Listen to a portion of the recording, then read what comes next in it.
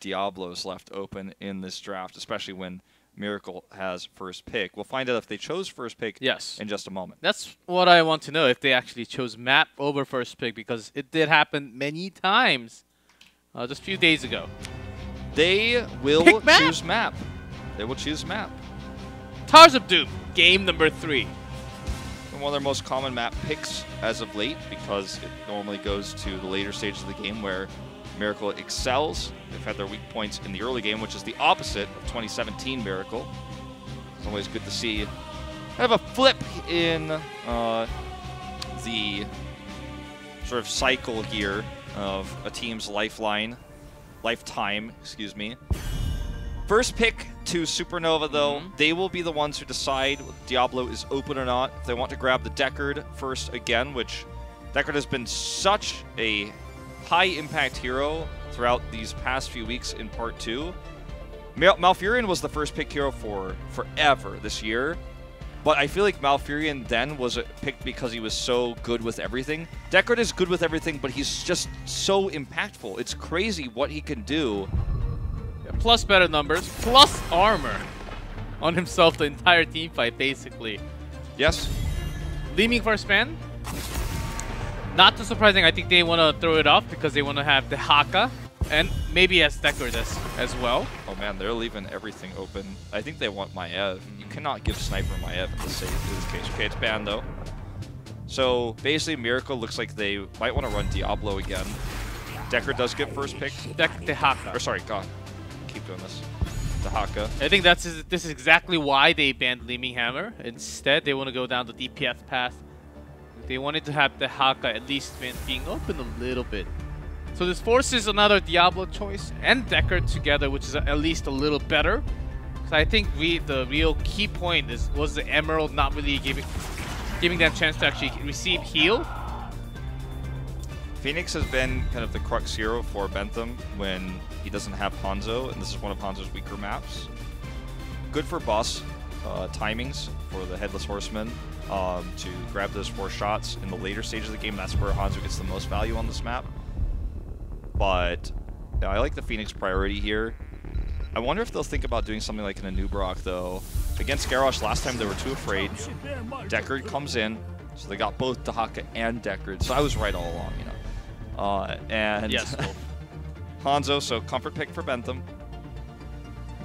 But still leaving it a little bit open, whether they'll be running the Anub'arak, or perhaps going towards that Muradin. It's one of Diablo's weaker maps, let's be real, but still very powerful hero in those longer team fights.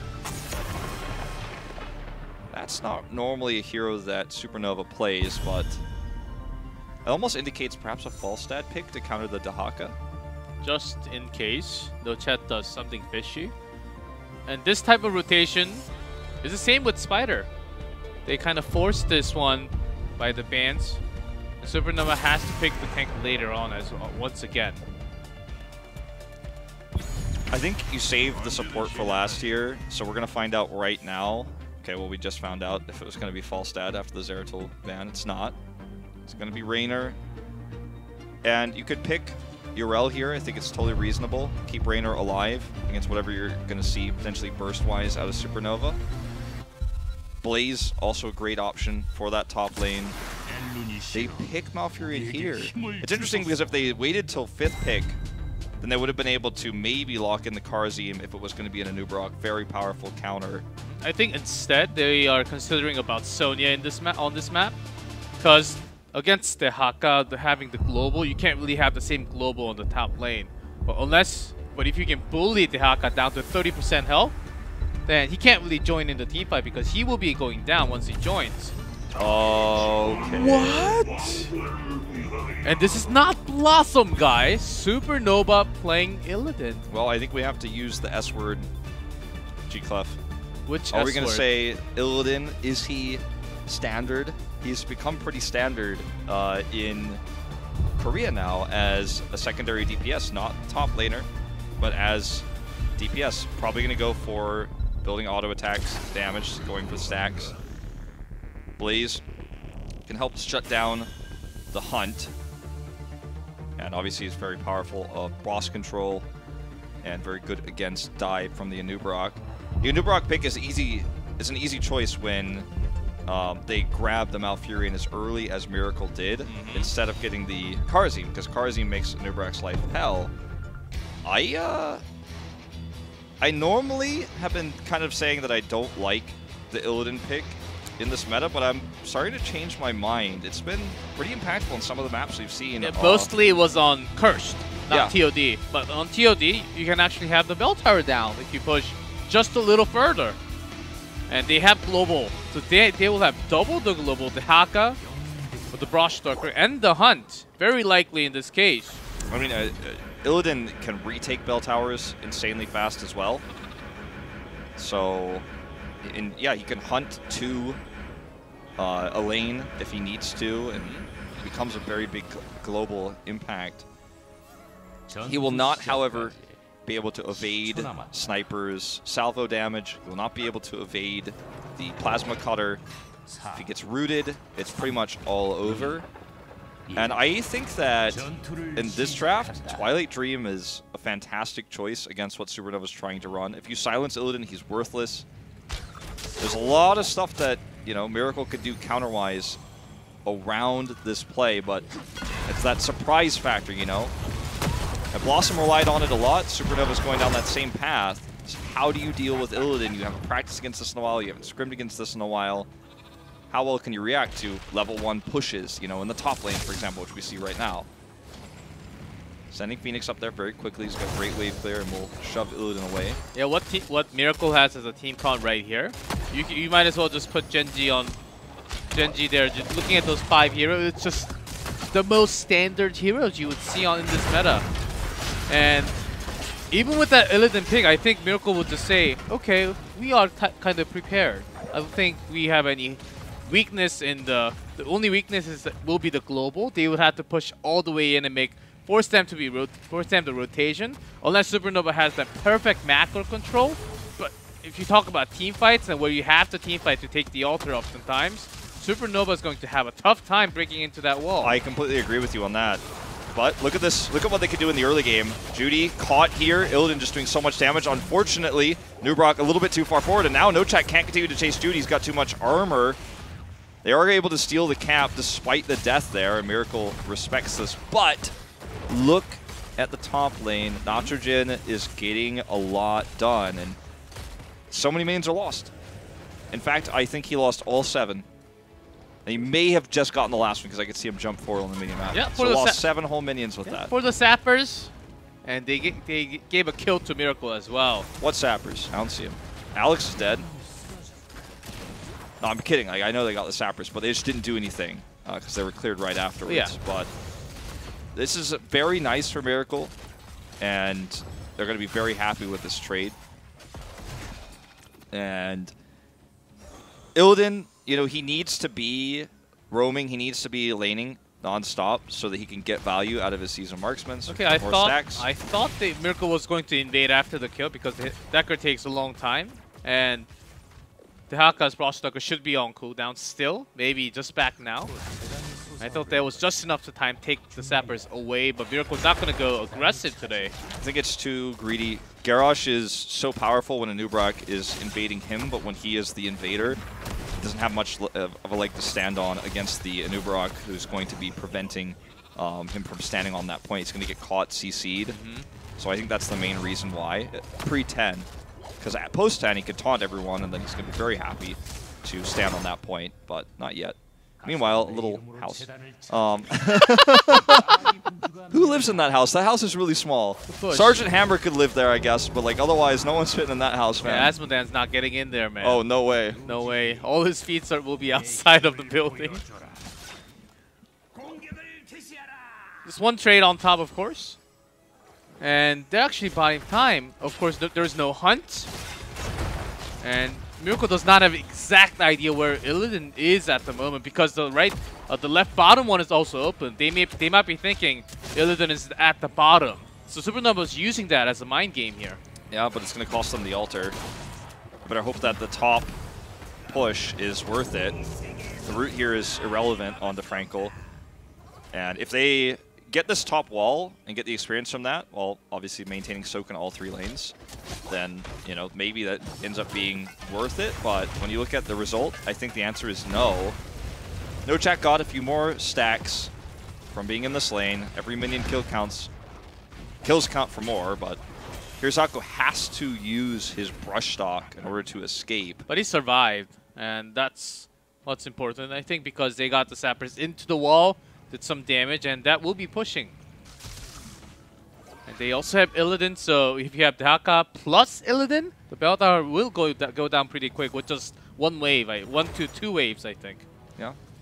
I think we're still a ways away from that, though. The wall's still up. Illidan is just on collect minions duty. That's why every time you see a wave of Miracle minions hitting the wall, he's there. He's collecting those stacks, he's collecting that soak. And he's kind of a roaming DPS in this case. He's kind of playing a similar role to what Falstad would as a DPS. He's already got 10 stacks.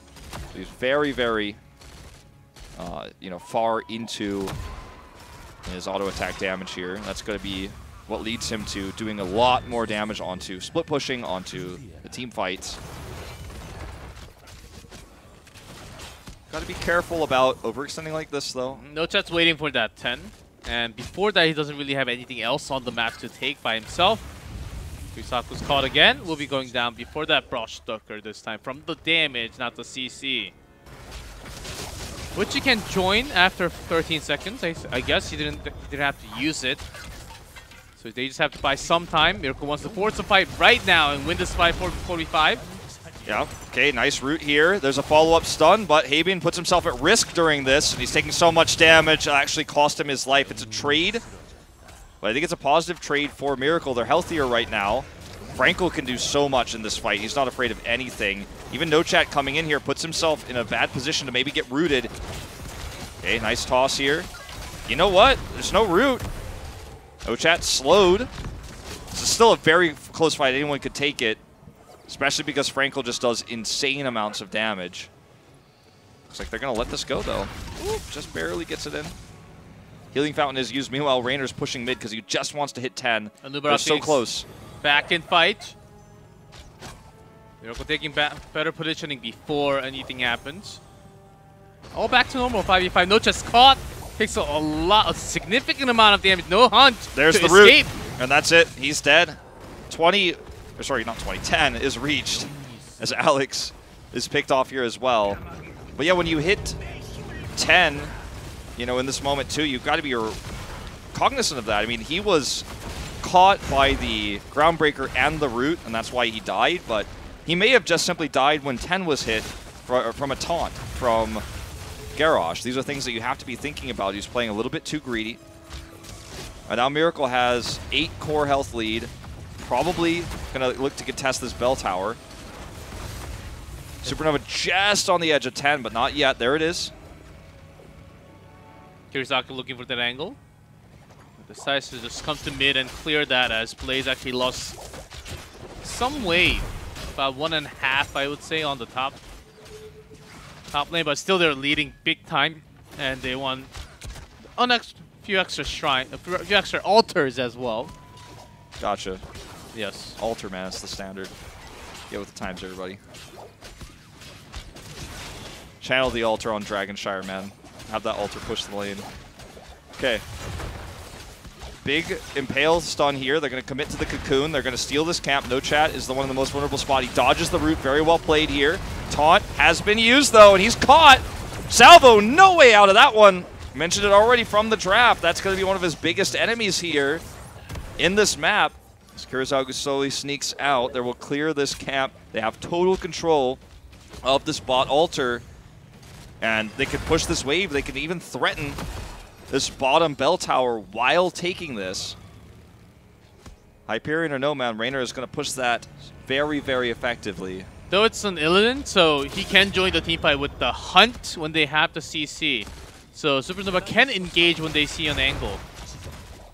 You can see Teaka soaking up extra because they're losing in experience as well. It's just how Supernova likes to play the macro on this map. Global focused. Root here only connecting with Judy. He's not afraid of anything right now. Sniper Blue Beetle is... will get it. Yeah. Sniper is a target they might have wanted to commit to with the hunt and isolation. Isolation wasn't ready yet. They have so many tools to lock down Sniper, and Sniper's been playing, honestly, really far forward, but they're just not pulling the trigger. And so Miracle gets away with it. They get 4 more shots. They've got a 12 core health lead now. And even a boss play is not out of the question if they win the next team fight. We're getting to that stage of death timers. Maybe the focus here, taunted. Perfect way timing. too late. Oh, the hunt actually causes... He's going in deep even more. There's some extra CC now. He's caught and killed. Completely haphazard hunt there. Alex is dead as well. That hunt was just unreasonable, is the nicest way I could put it. Blue Beetle, sure, was in a fairly risky spot at that point, but this is exactly what I'm talking about. You get 2 kills this stage of the game, where the death timer is this long, and you've got Raynor. You're going to clear the boss. They were super prepared. I noticed Nitrogen also having the bunker the entire fight. And Blue Beetle was saying, no, I just got the wall. I'm going to survive. You don't need the bunker here. Well, Kirisaku's caught, stunned, rooted. Burrow only going to delay the inevitable. There's the toss, and that will be another kill. And it looks like this game has already reached its conclusion, you know? If things continue this way, how could we ever expect Supernova will be able to retake control? They don't have an X factor in this game. We've already seen what Illidan is capable of doing.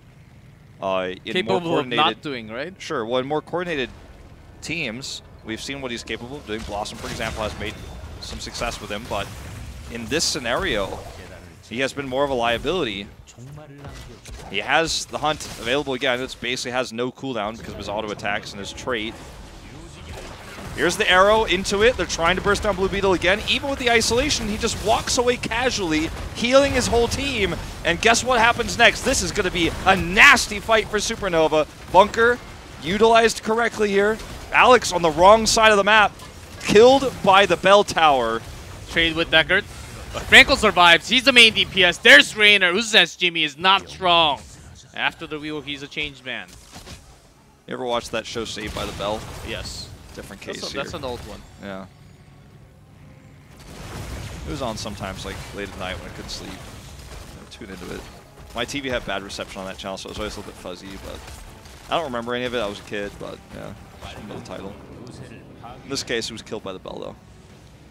And not the Taco Bell calories, you know, that's another way, but... This game has been pretty sad. It's been a tough one, you know, after Supernova's really competitive first 2 maps. The comeback in game 2. This one, the Illidan has just not been working out. And I'm not talking about exercise. Finishes his quest at 12 minutes, so he's going to get that extra 20 damage. With his attack speed, that is quite significant, but...